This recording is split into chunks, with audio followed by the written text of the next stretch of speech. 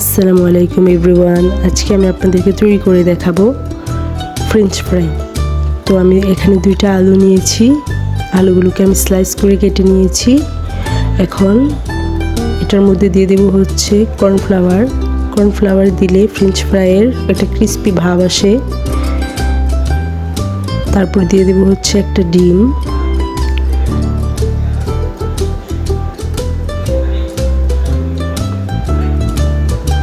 তারপর পরিমাণ মতো দিয়ে দেবো হচ্ছে বেসন।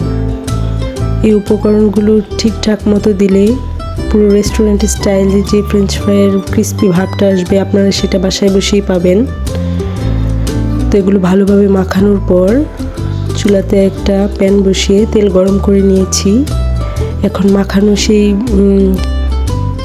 আলুর স্লাইসগুলো একটা একটা করে দিয়ে ভেজে নেব। তো দেখতেই পাচ্ছেন লো টু মিডিয়াম আছে, আমি এটা ভেজে নিচ্ছি। এক পাশ ভাজা হয়ে গেলে কাঁটা চামচের সাহায্যে আমি এটা উল্টিয়ে নেব।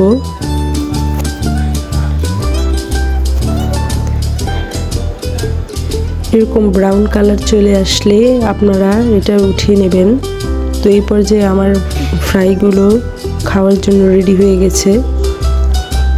আমার বাচ্চা এটা অনেক পছন্দ করে, আমার ফ্যামিলির ছোট থেকে বড় সবাই এটা অনেক পছন্দ করে, তাই মাঝে মাঝে আমি ট্রাই করি। বাসায় বসে রেস্টুরেন্ট স্টাইলে স্বাস্থ্যকর ফ্রেঞ্চ ফ্রাই খেতে চাইলে এই উপকরণগুলো দিয়ে আপনারা বাসায় এটা তৈরি করতে পারবেন।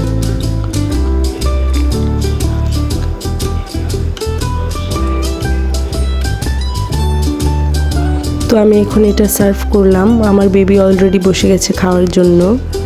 আমি এটা টমেটোর সস দিয়ে দেই আমার বেবিকে, ও এভাবে খেতে অনেক পছন্দ করে। দেখতেই পাচ্ছেন ফ্রেঞ্চ ফ্রাইগুলো অনেক ক্রিস্পি হয়েছে, আর ও এখন এটা টেস্ট করবে। তো আপনারাও চাইলে এভাবে রেডি করতে